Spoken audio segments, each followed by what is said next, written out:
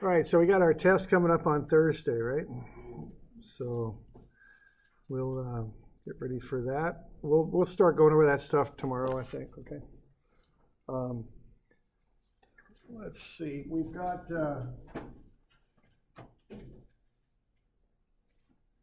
we've also, so what we did on Friday was we went over these basic rules here for shear and moment diagrams. Now what we're going to do, we're going to line these things up, one over top the other. We're going to go from load to shear and from shear to moment.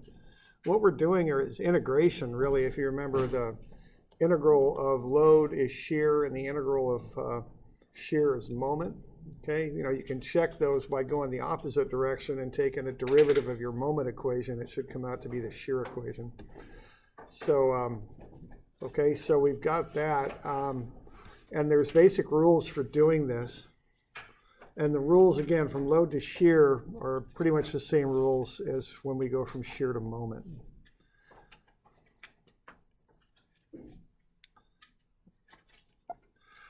Okay, so when you're going from load to shear, the value of the distributed load at a point is equal to the slope of the shear diagram at that point.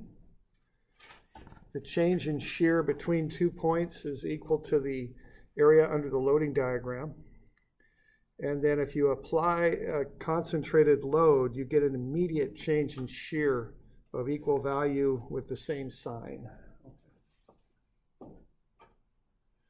So those are the three rules. And then we have similar rules for the moment equations, as I was saying. To get from shear to moment, the value of a shear at a point is equal to the slope of the moment diagram at the point. Change in moment between 2 points is equal to the area under the shear diagram between the points. And a concentrated moment at a point causes a vertical line on the moment diagram of equal value at the point with the opposite sign. Okay, and we'll get into that here in a little bit. So let's have a look. And I've got some of these things. I think they're page 800 is where they start. Just some basic shear and moment diagrams that we'll go through to kind of apply these rules and figure this stuff out. All right, so what you've got there are a series of beams. I've figured up the reactions already. We want to get shear and moment diagrams. And notice I've just got them lined up there. The shear diagram right below the load diagram, and the moment diagram right below the shear diagram. Okay. So if we have this, we'll start off, with straightforward ones, and we'll get into more complicated ones. So there we go. There's a shear diagram, or excuse me, a load diagram. Simply supported beam, 9 kips down, which gets us reactions of 3 and 6 up. Okay, from there we can get to the shear diagram, and then from there we can get to the moment diagram. So let's see how we'll do that by applying the rules. Okay, so this is the load diagram. Shear diagram, shear is commonly designated with a V. I'm still not quite sure why, but that's how that's done. Moment with an M. So there we go. All right, so off we go. All right, so the first step is from the load to the shear. So that's step number 1. So to do that, we're going to start at 0. So these diagrams always start at 0. And then we're going to go up immediately by 3. And that corresponds to that concentrated load right there, which is a reaction. Okay. So we go from 0 up to 3. Then we got no change in the load diagram, so the slope of the shear diagram is 0.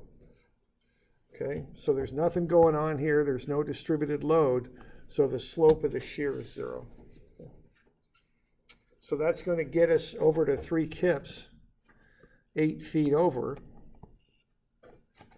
Then what we've got is a 9 kip load down. Okay, so that's going to take us down by 9. So we're at 3, we drop by 9, we get to a -6. Now notice the value of the shear there is not -9. The -9 is the change in shear. Okay, you're starting at 3, so you drop down to -6. Then you've got nothing going on the load diagram, so there's no change in shear. Then you get over to this reaction, and the 6 kips pushes you up to 0. Okay. So that's how you get from the load diagram to the shear diagram down below.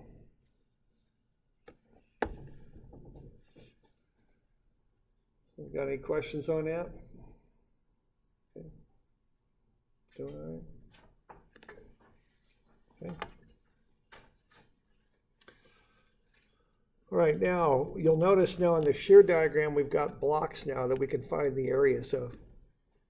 So whenever I have areas on load and shear diagrams, I find them, just right off the bat, because you're going to need them. So what I'll do, I'll find the area of those 2 blocks.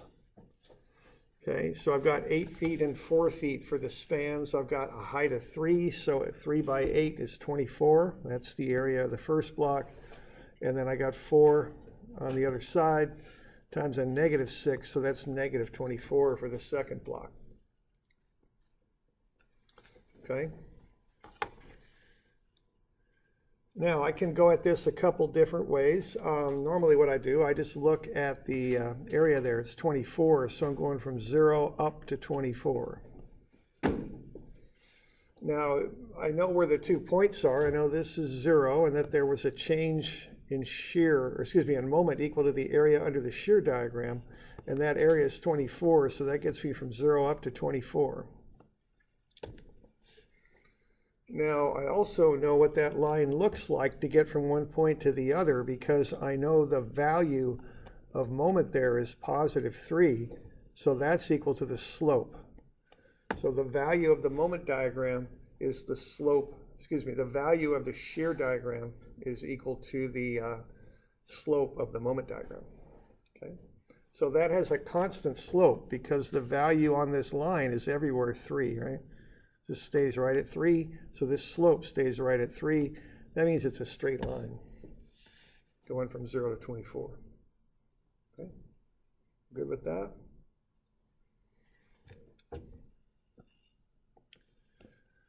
Then we get up to 24, okay? And then we come down by this area, -24. So that gets us back down to 0, where we're supposed to end up. The slope of this thing is the value of the shear, which is -6. Okay. So there you go. So that's how you get from load to shear and then to moment.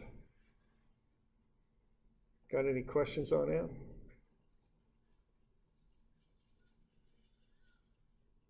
All right. Okay. All right. So that's the first one. And the thing I'd point out to you here is once you get good at this, that's a minute's worth of work there to do that. A lot quicker than writing up equations. So, I much prefer diagrams to equations. They're just, once you get competent at it, it's just a lot quicker to make them up. Okay. All right, this next one here, we've got a distributed load of 3 kips per foot. Remember, a kip is 1,000 pounds. That's going to get us reactions of 18 kips on either side, 12-foot span. All right, now on this one, I've got an area under the load diagram. So I'm going to want to figure out what that is, okay? So that area there is -3. Now that might look a little funny because the load's on top of the beam, yet the load is negative. Keep in mind that the arrows are down. See, that is a negative load because the arrow's pushed down. So that's -3 kips per foot times the 12 feet over which it acts. Okay, so that's -36 for that area. So what's going to happen then, knowing that that's -36, is we're going to start at 0 on the shear diagram, go up by 18. That'll get us to that point right there. Then from there, we'll drop by the area under the load diagram, which is -36. So we're at +18, then we drop by 36, so we end up at -18. Okay. And then the slope of that line will be -3 because that's the value of the load. Okay.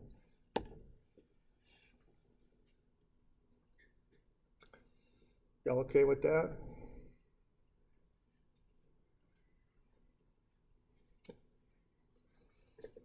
Now I know I'm going to find areas under that shear diagram. So what I'm going to want to do is figure out where it begins and ends and all that, where it zeroes out. Okay, so that thing has a slope of 3. I'm up at 18. So if I take 18 over 3, I get 6. So I'm just taking the value divided by the slope. Remember that the slope is what? Delta y over delta x. So I'm taking y, which is the value, over y over x. That just comes out to be x. That's how far over it zeroes out. Okay, so we're up there at 18 kips. We're falling 3 kips for every foot of run, so we zero out at 6.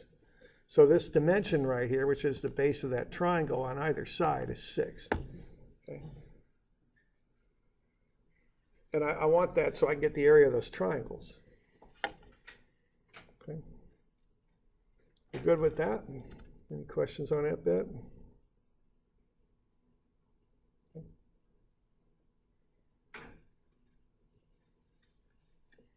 All right.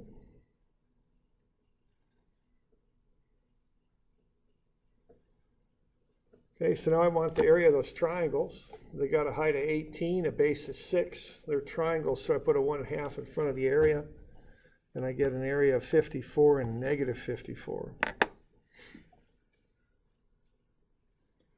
And then I've got a slope, again, a -3 there. All right, so those areas mean that I start with an area of 0. Then I increase by 54, so that gets me up to 54 at the top. And then I'll drop by the next area, which is negative 54. And that gets me back down to 0. So I go from 0 to 54, back down to 0. Okay. So the area of the moment changes with the value of the shear. Or excuse me, no, I got that backwards, I'm sorry. The area of the shear tells me the change in the moment. There we go. Okay.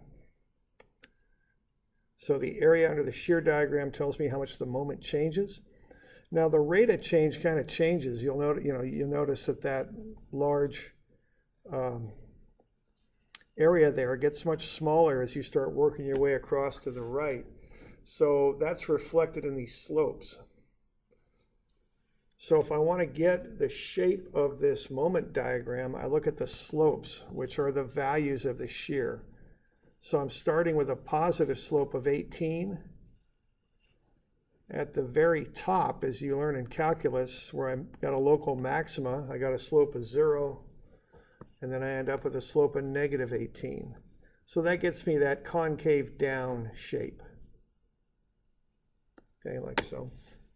8 positive 18, 0, negative 18 for those slopes. Okay. So the value of the shear is the slope of the moment. So that ends up being concave down.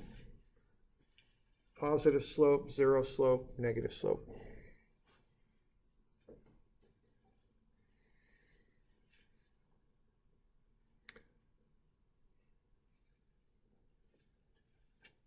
Any questions on that bit?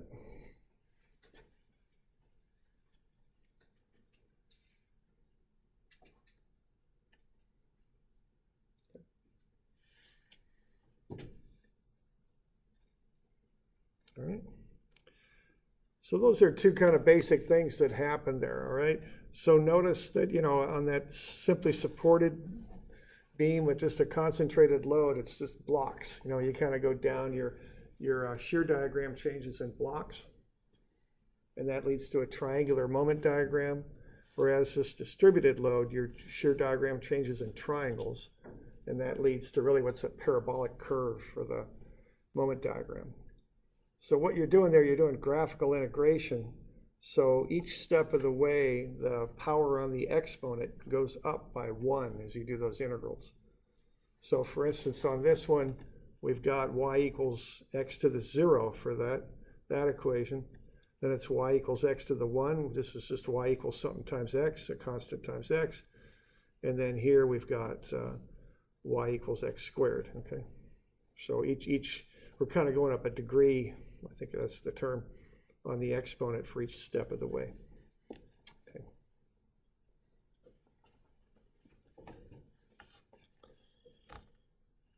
You got any questions on that?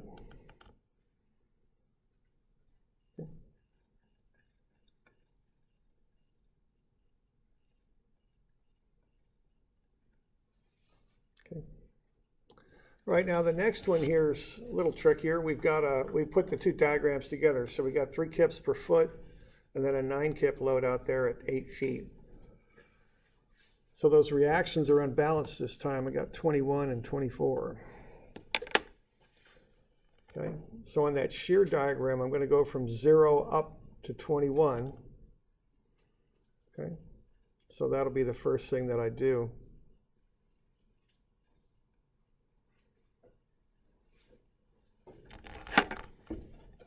Okay, now I want the area here under that load diagram.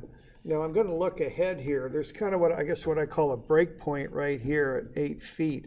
So instead of calculating the whole area, I'll do it in pieces. I'll calculate it up to 8 feet, and this area here is minus 24. And then I'll calculate the back area there too. It's minus 12.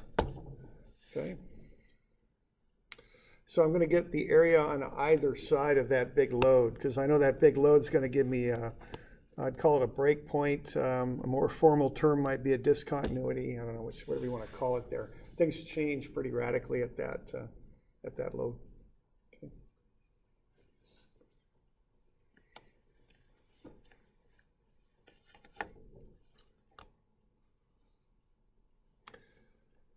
All right, so 0 up to 21. Okay. Now, what I'm going to look at next is the slope, because that's a slope of -3, which equals the value of the distributed load on the loading diagram there. So this slope here is -3.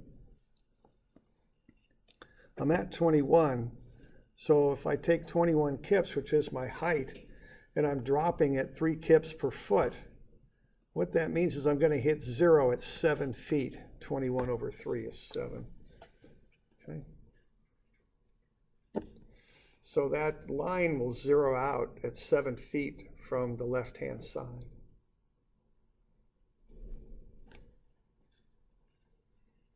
But it'll keep going another foot. It's going at that slope of -3 for another foot. So it ends up down at -3 is that value right there. You could also look at 21 here minus that area of 24 and get to the -3 also. So 21 minus 24 is -3.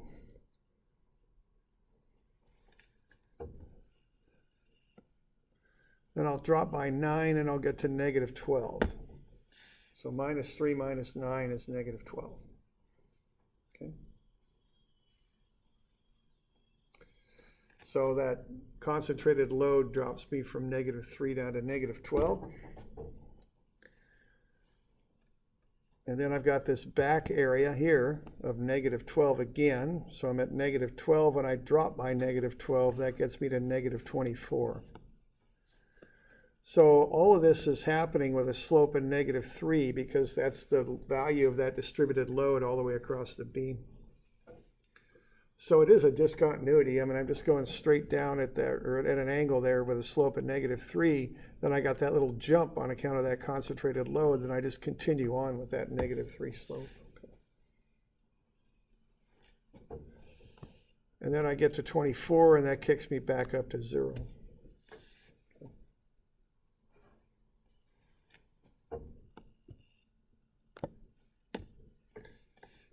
Any questions on that bit? Yeah. So to find the length of that second bit after we dip below 0, do we just do 12 minus 7, then we know it's 5? Well, let's see. Yeah, that would be 5 feet here, but it's really, I think of more as like 1 foot for that little bit and then 4 more. You know, there's 2 distinct pieces to it. But yeah, you're right. It's just a 5-foot deal. Yeah. Okay.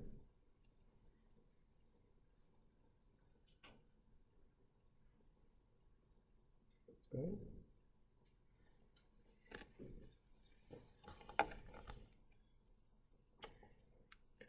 Okay, so the next thing to do then, if we're good, would be to take areas. We got 3 of them now. So that first one's just a triangle, 1/2, base of, or height of 21, base of 7, 73.5. Then we got this little triangle in here, 1/2, height of -3, base of 1, so that's -1.5. And then we've got a trapezoid there. Now there's different ways to get areas of a trapezoid. What I do, I just cut off one corner of it, flip the corner over and just slap it right here, and what I end up with then is a rectangle like that. Okay, so the height of that rectangle is the average of the height on the left and the height on the right,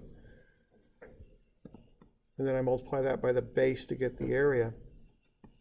So I got -12 minus 24 divided by 2.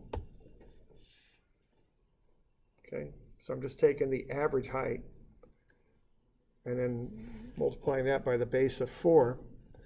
And I got a typo there, it's -72 is what it comes out to be.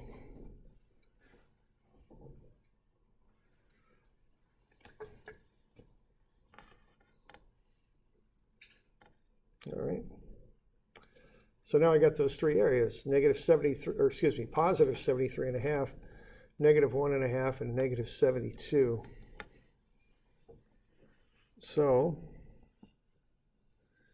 I'm going to come up like that, go from a value of 0 up to the area there, which is 73.5. So 0 plus 73.5 is 73.5. Then I go down by 1.5 to get down to 72. And then I got a bit of a discontinuity in there. My slope is changing drastically from -3 to -12 on that diagram. And then I kind of follow on down like that to 0. Now the beam doesn't really care about that. It's got no really significance. It's a little bit of a mathematical significance, but it doesn't affect how you design the beam. It's not that big of a deal. Okay, but that is a bit of a discontinuity in there. Then I got a slope of +21 and a slope of -24. Those that correspond to these values of shear.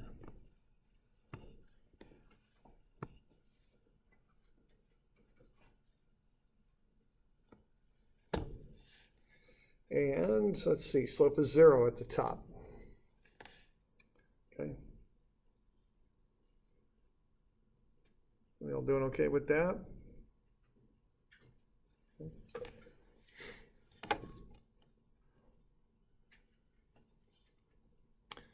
All right. So again, these things are a heck of a lot quicker than doing equations. Another advantage of these things is you get an idea what's going on over the span of the beam too. You can see that with that distributed load pretty well.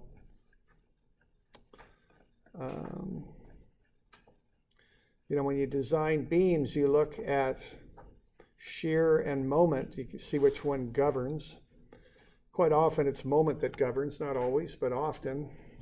So, I was looking, when they built North Santiam Hall there, we were looking around a little bit at it as they were building it, and one thing I noticed was they have these long trusses underneath the flooring there, kind of the ceiling for the first floor and the floor for the second, like so, and then there are trusses like that, It's the basic design on them. All right, and it looked a little funny to me that, they kind of had those things taper off right at these endpoints here. But then I looked at it, now, okay, not much moment going on there, is there? So they could afford to do that, so they can make it kind of thin right near that support. They got away with that, okay? You ever see those big flatbed trailers going down the highway? How are they designed? Kind of like that. They like to cut off those wheel wells so they can drop them down a good bit. See why they can get away with that? They can make them thin here. Same reason, okay? These things are really, I think of them as just being beams on wheels, really. They're just made to support whatever that load is. They often carry things that are heavy, so they can make them thin next to the wheels so they can get away with it, okay? So there's a couple examples of, why this can be a good thing to kind of get familiar with. You can see what's happening along the length of the beam. Okay.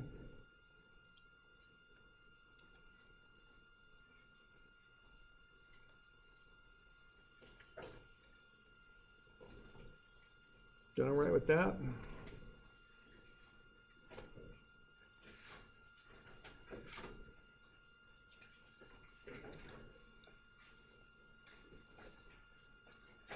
All right, why don't we look at some trickier ones here, just different examples.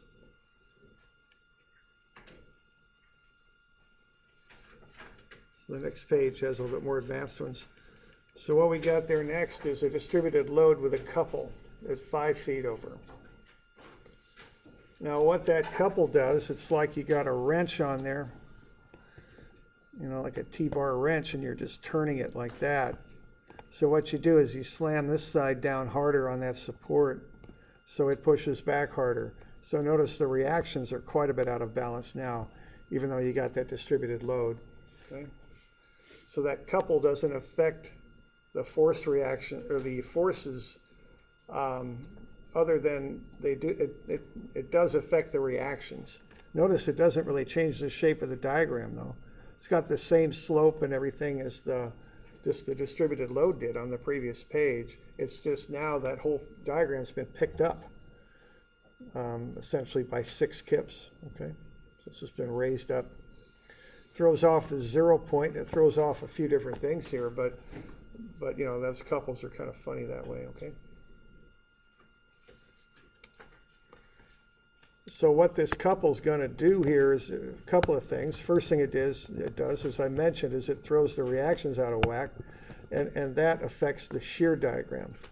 So instead of starting at 18 like the one on the previous page does, this one starts at 24. Then it goes down at a constant slope of 3. It ends up at negative 12, and then this reaction just pushes it back up. Now we got to analyze that maybe a little bit more than normal though. Okay, I'm going to find the area under the load diagram, and that's minus 3 by 12, so that's negative 36. So I'm at 24 over here, and I drop by 36, so I end up at negative 12. Okay, that's over there on the left. Okay. Now, the other thing that's going on there is I've got that couple. All right, so I know there's going to be a discontinuity in the moment diagram now. Now, notice that doesn't have a direct effect on the shear diagram, but it does on the moment diagram. So I'm going to have to analyze this line and some things about it. First thing I notice is it's at 24, and it's falling 3 kips per foot. So that means at 8 feet out, it zeroes out. Okay. So that's where it zeroes out. So that triangle has its vertex 8 feet out. But I'm also going to want to know what's going on here where that couple is, right here. What's the value of the shear there? All right, and that's 5 feet over. So to find that out, I know I'm at 24. I know I'm dropping 3 kips per foot over a run of 5 feet. So that's going to get me 24 minus 15, so that'll be 9 kips there. So that's where that value comes from. I want that because I'm going to probably calculate separate areas to the left and right of that line. Okay. And then I've got a slope of negative 3 running through here throughout, equaling the value of the load. Okay.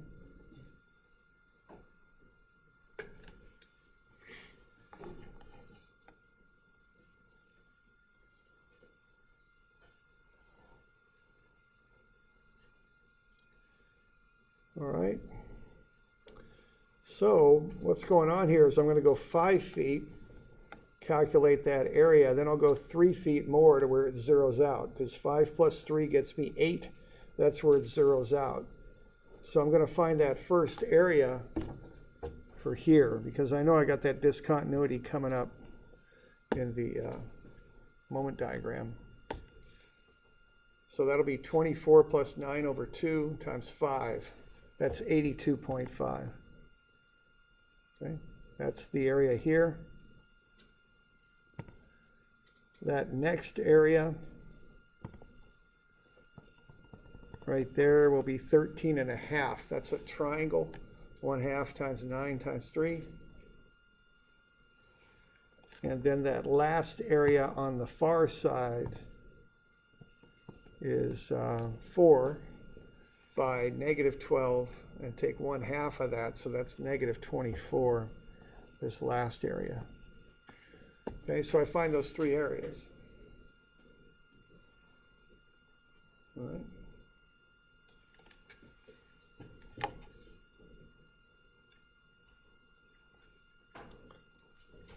All right, once I got those, I can come up with this moment diagram. Okay. So what's going to happen with the moment diagram is I'll start at 0.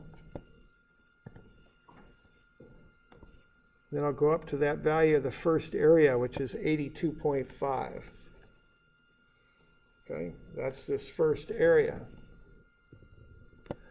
Then I turn that couple in, and that couple has a magnitude of 72. It's positive, so I go down on my moment diagram. Got to remember that, to turn the sign of those couples around on the moment diagram. So that'll drop me down to 10.5. Okay? So the beam reacts in the opposite direction of the applied moment. So if I apply 72 kip feet internally, that beam reacts with a negative to balance it out. So I got to remember to change that sign. Okay, so then I'm at 10.5. Then I'll go up 13.5 more. I'll get up to 24. And then I'll drop my 24 back down. Okay.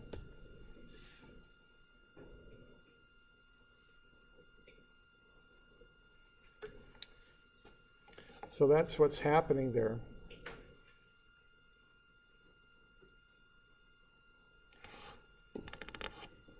So I can track those slopes through. They equal the value of the moment.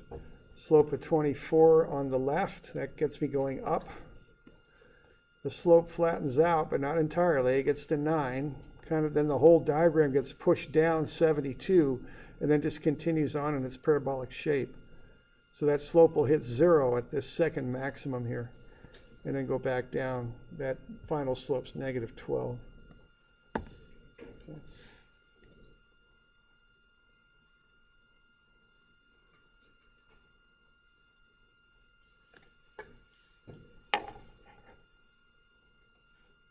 Everybody okay with that? A little bit going on there.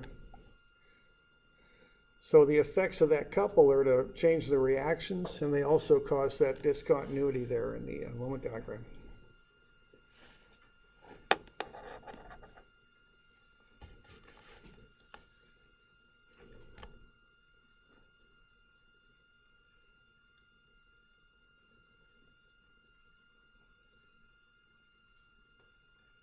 Okay.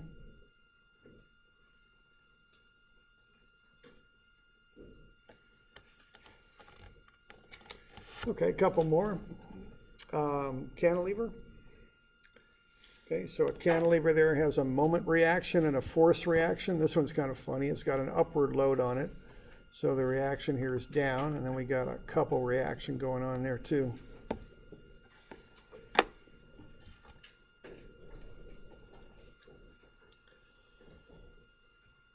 So this area here is 8 by 6. That's a positive 8 times 6, so that's 48. So the shear diagram will start at 0. It'll then change by an area of 48.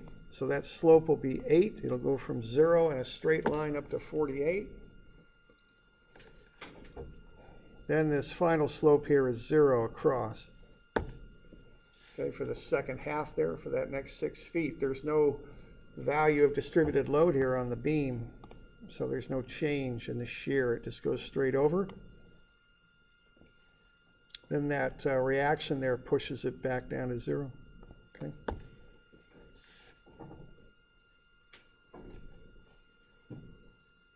So a straight sloped line up, and then it goes straight across and then down.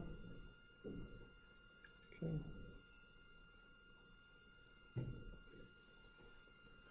We can get these areas, that'd be the next thing to do. So 1/2 48 by 6 gets me 144 for that triangle. So 1/2 base times height. The next one is 48 times 6, which is 288 for the rectangle.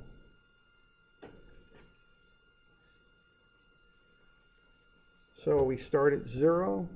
From there we go up by 144 up to 144. Starts off with a slope of 0, ends up with a slope of 48. So that thing's concave up. Starts flat and then has a steep slope up.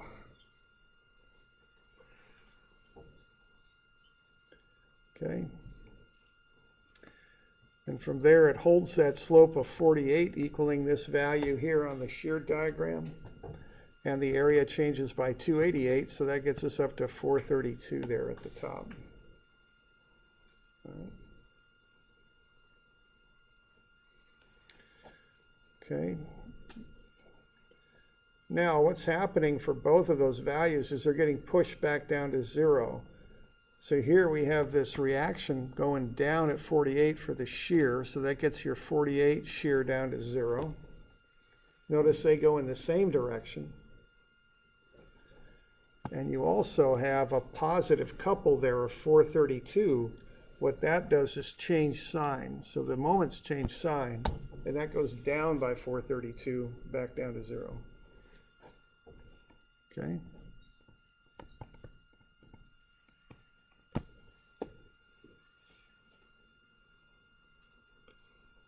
So remember to change the signs on those moments.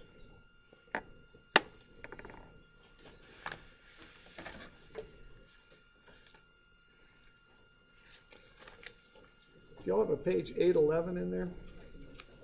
Have a look. You may not. If you don't, I'll get a copy. If you don't, let me know. Anybody not having one of them? 811?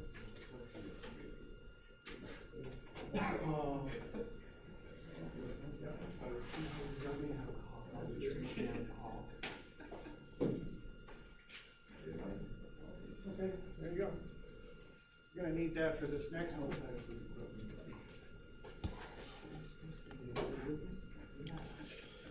Okay, now what's going to happen here, what we've been doing here so far are rectangular loads. So that gets us a rectangle, triangular shear load, and a parabolic moment diagram. Well, now we got a triangular load. So that's going to get us from a triangle here to a parabola for the shear to a cubic down there for the moment, which starts getting a little bit tricky, okay? So we got to figure out how to handle this one. So like we got the reactions are 81 kips on either side. We got a triangular load starting at 0 and working its way up to 36 kips per foot. If you have to think of something on that, you ever seen like those yards where they got bark, dust, and sand and stuff? They often stack it kind of like that up against a wall, triangular kind of load. That might be what we're looking at here, something like that. Okay, so we get that area, it's negative 162. All right.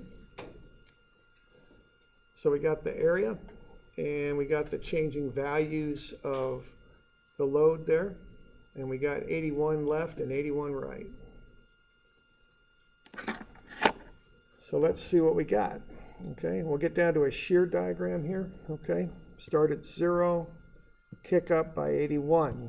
That's on account of that reaction. So that gets us up to 81. Then for 3 feet, we got nothing going on. Okay, so it stays at 81 for 3 feet. Then it'll drop by 162, because that's the area under that triangular loading diagram. So that'll get us from positive 81 down to negative 81. Okay. Then we got nothing going on for 8 feet, and then we got a reaction of 81 that takes us back up to 0. So there's the shear diagram, okay?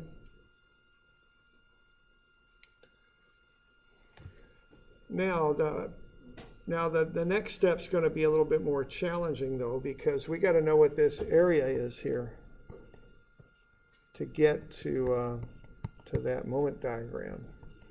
So that's why I gave you that handout, which you didn't need. Actually, you've got 811 in your packet. Okay. So we got any questions here? Getting that shear diagram going? Doing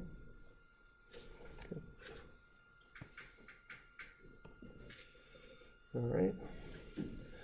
So what do we got here? We want to figure out some areas. Now we got a couple rectangles in there, so we can certainly get the areas of those. It's just this parabolic thing. They call it a spandrel, I think. That's the thing that's going to be a little tricky. All right.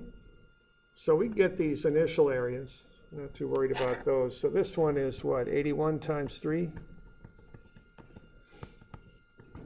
Which I think ought to be about 243. And this other one here is 81, negative 81 times 6, which ought to be negative 46. Okay. Now this is going to be the issue, this thing going on here. So we got to do a couple of things. First thing we got to do is figure out where it zeroes out. And then we got to find the area. All right. So to figure this stuff out, we're going to need an equation that tells us the equation of that line. You know, y equals whatever the heck it is. Now, whatever the heck it is going to depend on this triangle. And we got to figure out how that area of that triangle accumulates as you work your way over, because the change in the shear diagram is equal to the area under the load diagram. So for some distance there, I think I call it B, we got to figure out what the area of this thing is, okay? Because that'll be our change in shear, which is basically the equation of this thing right here. All right, so to find the equation of the curved line on the shear diagram, we use the fact that the change in shear is equal to the area under the load diagram. Okay. Now, what we got for a load diagram is shown right there. It's just a triangle. It's actually a little bit upside down because it's a negative load, even though the triangle's drawn above the line. So what we want to do is figure out the slope of that line. Okay. And it's dropping 36, because that's actually a negative 36, over a run of 9, so that's negative 4 for that slope there. So for a given base here along this triangle, the area would be, we'd have a base. The height would be negative 4 times whatever the base is. Okay, because that slope is negative 4. So the area of that thing is going to be 1/2, because it's a triangle. Base is b, height is negative 4b. So that's negative 2b squared. Okay. So the equation of this line is going to be where it starts at, which is 81. Minus that accumulating area as you work your way across the triangle, and that is minus 2b squared, okay? So the equation of that curve is 81 minus 2b squared. So if I want to find where that thing zeroes out, I'll just say 81 minus 2b squared is 0. So 81 is 2b squared, so b comes out to be 6.36. Now that's measuring from here, so that's 6.36. But that's the base. The value of x is actually 3 more, because this distance here is 3. So that's 9.364, working its way over. Okay. That's the value of x. Okay. Well, I'm about out of time.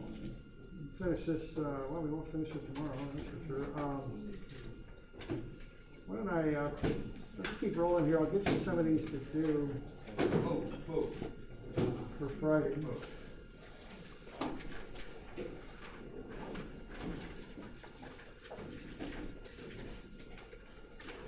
So how about 341, 2, and 3? We'll finish it up Wednesday. We'll cover what we need to on Thursday, but we'll figure all that out. So 341, 2, and 3.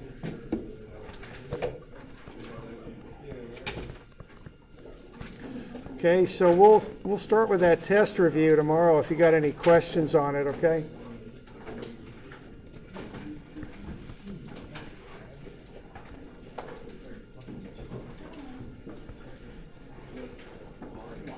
Was that already?